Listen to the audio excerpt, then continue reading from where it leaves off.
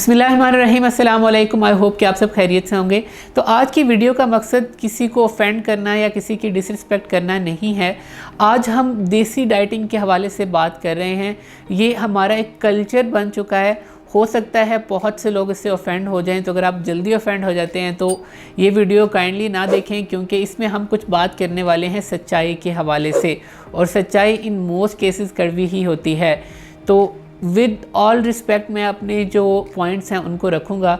तो इस वीडियो के अंदर 5 पॉइंट्स हैं जो कि मैं आपको देसी डाइटिंग के हवाले से बताऊंगा कि आपको देसी डाइटिंग क्यों नहीं करनी चाहिए। ये हमारे कल्चर में गलत चीज़ है जो कि प्रमोट की जा रही है, और हम लोग तमाम लोग कुछ हद तक उसके अंदर ज़िम्मेदार भी हैं। और आखिर के अंदर मैं आपको बताऊंगा कि आप क्या करेंगे कि आप इस चीज़ से छुटकारा हासिल कर सकें। तो बगैर देर के शुरू करते हैं। तो सबसे पहले देसी डाइटिंग को हम डिफ़ाइन क्या करते हैं, तो कोई ऑफेंड ना हो देसी के वर्ड से। मैं ख़ुद इसी कम्युनिटी से बिलोंग करता हूँ, यानी इंडो पाक का जो एरिया है इसको हम देसी लोग कहा जाता है हम लोगों को। तो अब हमारे यहाँ पर जो देसी डाइटिंग का कॉन्सेप्ट है वो ये है कि एक अंदाज़े के तहत खाना, यानी देसी डाइटिंग को हम कैसे डिफ़ाइन करेंगे, वो डाइटिंग जिसमें हम अपनी जो ज़रूरत है उसको एस्टिमेट करते हैं, कैलकुलेट नहीं करते। यानी जब भी हमें वेट लॉस करना होता है तो हम एक अंदाजे के हिसाब से अपना डाइट प्लान बनाते हैं। सुबह ये खाना है, दोपहर को ये खाना है और रात को ये खाना है, कैलकुलेट नहीं करते। अब जो लोग भी मुझे फॉलो करते हैं या किसी भी अच्छे डाइटिशियन या न्यूट्रिशनिस्ट को फॉलो करते हैं या थोड़ी बहुत न्यूट्रिशन की जिनको समझ है, वो जानते हैं कि वेट लॉस या डाइटिंग या न्यूट्रिशन एक बहुत कॉम्प्लेक्स फील्ड है। अब वेट लॉस कोई सिंपल ऐसे नहीं होता कि आप ये खा लें, ये खा लें, ये खा लें। बाकायदा कैलकुलेशंस की जाती हैं। मैंने अपने चैनल के ऊपर तमाम कैलकुलेशन सिखाई हुई हैं वेट लॉस गाइड के अंदर, कैलोरीज, मैक्रोज, BMI, तमाम चीज़ें। तो देसी डाइटिंग में हम क्या करते हैं, एस्टिमेट करते हैं चीज़ों को। सेकेंड पॉइंट जो मेरा यहाँ पर है कि YouTube के ऊपर आपको हज़ारों लाखों वीडियोस मिलेंगी डाइटिंग की, अजीबो गरीब diets, egg diets, cucumber diet, apple diet, हर किस्म की डाइट अवेलेबल है, शादी डाइट। बट इसका मसला ये है कि YouTube के ऊपर हम लोग वीडियोस बनाते हैं, बहुत से क्रिएटर्स वीडियो बनाते हैं और आप लोग वो वीडियोस देखते भी हैं। अब प्रॉब्लम कहाँ पर आता है कि जो अच्छे न्यूट्रिशनिस्ट हैं या डाइटिशियन हैं वो आपको बताते हैं कि ये जो डाइट प्लान हम शेयर कर रहे हैं ये इतनी कैलोरीज़ का है, और जिन लोगों की डेली कैलोरीज़ इतनी हैं वो इसको इस्तेमाल करते हैं। लेकिन अच्छे न्यूट्रिशनिस्ट या फिर डाइटिशियन बहुत कम ही हैं जो कि ये काम कर रहे होते हैं। ज़्यादातर आपको लोग ये बताते हैं सुबह ये खा लें, दोपहर को ये खा लें और रात को। अगर हम अपनी ऑडियंस की बात करें, कैलकुलेशन की तरफ लेके आएँ, तो वो भी हमसे गुस्सा होती हैं, डॉक्टर साहब बस ये बताएं सुबह क्या खाना है, रात को क्या खाना है। और लेकिन इस तरह नहीं होता। तो YouTube के ऊपर बहुत सी चीज़ें अवेलेबल हैं और 90% जो कंटेंट आपको यही मिलेगा, ये वाला डाइट प्लान, ये वाला डाइट प्लान, ये वाला डाइट प्लान। अब यहाँ पर बहुत से लोग मुझसे यहाँ पर डिसएग्री करेंगे कि हमने 10 किलो वज़न कम कर लिया, 20 किलो कम कर लिया, 30 किलो कम कर लिया, लेकिन हमने तो कभी एस्टिमेट की ही नहीं कैलोरीज, तो आप तो ये बोल रहे हैं सफ़ेद झूठ। तो अब हमने जब डिफ़ाइन किया था देसी डाइटिंग, हमने कहा था कि हम अपनी चीज़ों को एस्टिमेट करते हैं, यानी अंदाज़ा लगाते हैं। अंदाज़ा सही भी हो सकता है, अंदाज़ा गलत भी हो सकता है। तो 100 में से कोई एक बंदा ऐसा होता है जिसका तुक्का चल जाता है, वो जो अपनी कैलोरीज एस्टिमेट करता है या डाइट प्लान बनाता है वो उसकी ओरिजिनल कैलोरीज़ की मिलती जुलती होती हैं, तो फिर उसके रिज़ल्ट्स मिल जाते हैं। या वो एक्सरसाइज बहुत ज़्यादा करता है तो उसको रिज़ल्ट मिल जाते हैं। तो ये प्रॉब्लम आता है कि एस्टिमेट जब आप करते हैं तो हो सकता है कि चीज़ें सही हो जाएं, हो सकता है गलत हो जाएं। एक बहुत बड़ी प्रॉब्लम जो कि हमारे कल्चर के अंदर मौजूद है, इंडिया पाकिस्तान के अंदर, डेफिनेटली पूरे वर्ल्ड में है, लेकिन हमारे यहाँ पर चीज़ों को थोड़ा सा ज़्यादा इमोशनली कंसर्न कर दिया जाता है। अल्लाह ताला ने हम सबको डिफरेंट बनाया है। मैं डिफरेंट हूँ, मेरी शक्ल डिफरेंट है, मेरी बॉडी डिफरेंट है। आप जो देख रहे हैं मुझे, आपकी बॉडी डिफरेंट है, आपकी शक्ल डिफरेंट है। तो हर बंदा, अल्लाह ताला ने, इवन हमारे हाथ की लकीरें भी मैच नहीं करती, ठीक है। तो इसकी रीज़न क्या है कि हर बंदा, उसकी अपनी इंडिविजुअल जो आइडेंटिटी वो मौजूद है। तो हम कैसे ये प्रिज्यूम कर लेते हैं कि आप जो चीज़ ट्राई कर रहे हैं वो मेरे लिए वर्क करेगी। अब यहाँ पर कोई अभी नीचे कमेंट कर दे कि मैंने 10 किलो वज़न कम किया, तो नीचे लाइन लग जाएगी, diet plan please share your routine, diet plan share करें, और लोग उसके ऊपर अमल भी करेंगे। और उसके बाद उनको रिज़ल्ट नहीं मिलेंगे तो फिर वो परेशान हो जाएंगे। तो आपको समझने की ये ज़रूरत है कि अगर उसने 10 किलो या किसी ने कम कर भी लिया है तो उसकी एज, वेट, मेडिकल कंडीशन के हिसाब से हो सकता है वो ठीक हो, लेकिन आपका एज डिफरेंट है, वेट डिफरेंट है, हाइट डिफरेंट है, मेडिकल कंडीशन डिफरेंट है, आपकी डेमोग्राफी डिफरेंट है। तो आप कैसे प्रिज्यूम करते हैं कि जो वो डाइट प्लान फॉलो करा था वो आपके लिए भी वर्क करेगा? तो ये बिल्कुल नॉनसेंस किस्म का काम होता है कि आप ये वाला करें। अपनी ज़रूरत के हिसाब से काम करें, अपने आप को देखें, किसी को देख के करने की ज़रूरत नहीं। उसने कर लिया तो अगर इस तरह की कोई चीज़ वर्क करती होती तो कोई एक डाइट प्लान होता, सारे वो फॉलो करते, उनका वज़न कम हो जाता, इतना मसला क्यों होता?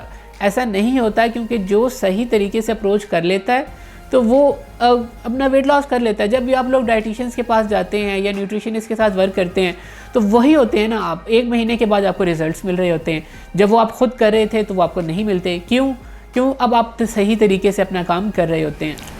अगला पॉइंट जो मैं आपसे डिस्कस करना चाहूँगा कि अब ये जो जितनी भी डाइट्स होती हैं, टिपिकल डाइट्स, इनको करने के बाद क्या होता है, लोग अपना मेटाबॉलिज्म डिस्टर्ब कर लेते हैं। मेरे इनबॉक्स भरे हुए होते हैं, लोग 500 कैलोरीज़ 600 कैलोरीज़ ले रहे होते हैं। मुझे इतनी तकलीफ़ होती है ये सुन के कि एक बंदा जिसकी ज़रूरत 1500-2000 कैलोरीज़ है वो 500-600 कैलोरीज़ के ऊपर अपनी गुजारा कर रहा है। तो डेफ़िनेटली इससे फ़ायदे से ज़्यादा नुकसान होता है। आपकी बॉडी बिल्कुल डिप्रेस हो जाती है, वो उस हिसाब से एडजस्ट कर लेती है और फिर कोई भी डाइट वर्क नहीं करती। यही प्रॉब्लम होता है ना आप लोगों का, वेट स्टक हो गया। क्यों स्टक होता है? क्योंकि आप उस सूरत में लेके जाते हैं, आप गुंजाइश ही नहीं छोड़ते। अब 400-500 कैलोरीज़ वाले बंदे को आप क्या कहेंगे? 200 कैलोरीज़ और कम कर लो, यानी 200-300 कैलोरीज़, वो तो बंदा बेचारा फौत ही हो जाएगा उस लिहाज से। तो अगर आप 1500-1600 कैलोरीज़ ले रहे होते तो हाँ चलो मैं कहता कि आप अब 1300-1400 कैलोरीज़ ले लें। कैलकुलेशंस का यही फ़ायदा होता है ना कि आप चीज़ों को देख के चल रहे होते हैं। तो ये एक बात है कि इस डाइटिंग को करने से या टिपिकल डाइटिंग, अंदाजे वाली डाइटिंग से करने से वो चीज़ें नहीं हो पाती। लोग मेरे से कहते हैं 800 कैलोरीज़ का डाइट प्लान शेयर करें, 900 कैलोरीज़ का डाइट प्लान शेयर करें, और मैं वो नहीं कर सकता। मुझे पता है कि ये चीज़ सस्टेनेबल ही नहीं है। 1000 कैलोरीज से कम तो आपको किसी भी सूरत में नहीं जाना चाहिए। अच्छा, ये वाला जो पॉइंट है ये बहुत ज़्यादा लोग मेरे से ऑफेंड होंगे। अब लोग हमारे यहाँ पर एक चीज़ पाई जाती है, लोग किसी डाइटिशियन के पास जाएंगे या न्यूट्रिशनिस्ट के पास जाएंगे, मेरे पास भी लोग रब्ता करते हैं तो कहते हैं सर हम डाइट प्लान अफोर्ड नहीं कर सकते, किसी डाइटिशियन के पास नहीं जा सकते। अब अगर आप उसकी आउटलुक देखें तो उन्होंने ब्रांडेड कपड़े पहने होंगे, ज्वेलरी पहनी होगी, अच्छा मोबाइल रखा होगा, उसके साथ फिर आप कहते हैं कि हम ये अफोर्ड नहीं कर सकते। लोग न्यूट्रिशन के ऊपर पैसा नहीं लगाना चाहते, लोग पैसा सिर्फ अपनी ज़रूरियात पे लगाते हैं। कपड़े अच्छे लेंगे, जूती अच्छी लेंगे, मोबाइल्स अच्छे लेंगे, लेकिन जब न्यूट्रिशन की बात आती है तो आप फिर यूट्यूब के ऊपर सर्च करते हैं हाउ टू लूज़ वेट। अब यहाँ पर हो सकता है कोई अच्छा बंदा आपको नज़र आ जाए तो वो आपको सही गाइड कर दे, लेकिन मोस्ट केसेस में यही होता है कि किसी गलत वीडियो के पीछे लग जाते हैं, उसको फॉलो भी करते हैं, अंधाधुंध फॉलो करते हैं। यूट्यूब को लोग ऐसे समझते हैं कि यहाँ पर जो बंदा आपको कोई चीज़ बता रहा है वो बहुत क्वालिफाइड बंदा है। ऐसा नहीं है।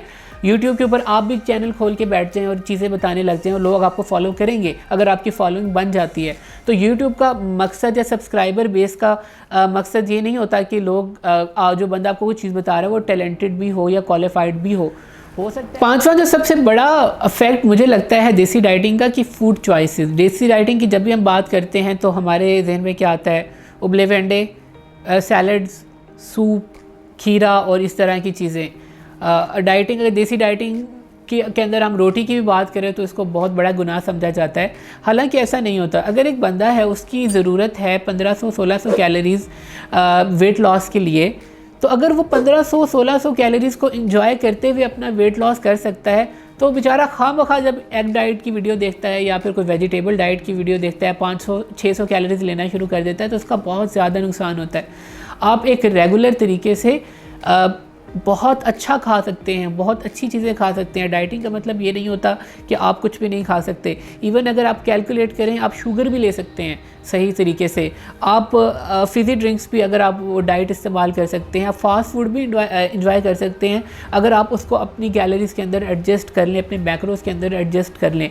तो ये तमाम चीज़ें है आपके दिमाग के अंदर। अगर आप अपना दिमाग सही तरह से चलाते हैं तो आप बहुत ज़बरदस्त तरीके से वेट लॉस कर लेते हैं। अब कैलकुलेशन से जो मैंने रट लगाई है, तो कैलकुलेशंस होती क्या हैं?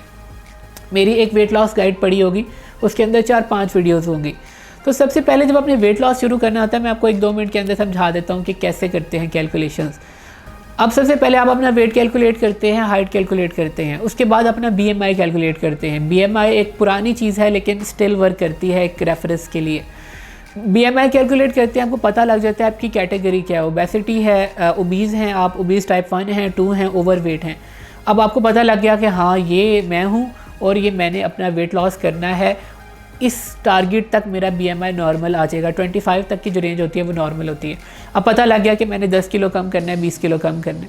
अब आप उसके बाद अपनी कैलोरीज़ कैलकुलेट करते हैं। कैलोरीज़ यानी आपने को रोज़ाना कितनी बुनियाद पर आपको एनर्जी चाहिए, ठीक है, वो कैलोरीज़ कैलकुलेट करते हैं। 2000 हैं, 2500 हैं।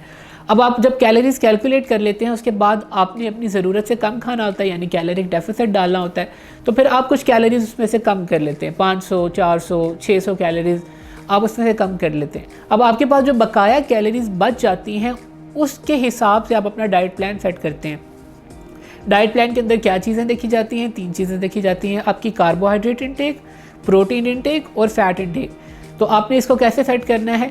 प्रोटीन सबसे ज़्यादा होना चाहिए, मतलब आपकी प्रोटीन इंटेक ज़्यादा होनी चाहिए, फ़ैट मॉडरेट अमाउंट के अंदर, और कार्बोहाइड्रेट्स को आपने इंक्लूड करना है। सबसे ज़्यादा प्रोटीन होगा, फिर कार्बोहाइड्रेट होंगे, फिर आपके फ़ैट होंगे।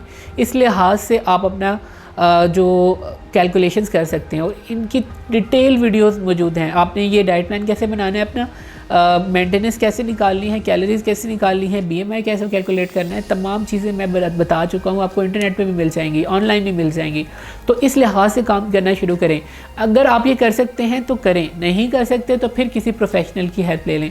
तो ये थोड़ी सी बातें थी। किसी को ऑफेंड करना या किसी को डिसरिस्पेक्ट करना मकसद नहीं था, सिर्फ अवेयरनेस फैलाना मकसद है। हम इस कम्युनिटी से ताल्लुक़ रखते हैं, हम लोगों को तो चीज़ें पता हैं, हम नहीं बताएंगे तो कौन बताएगा।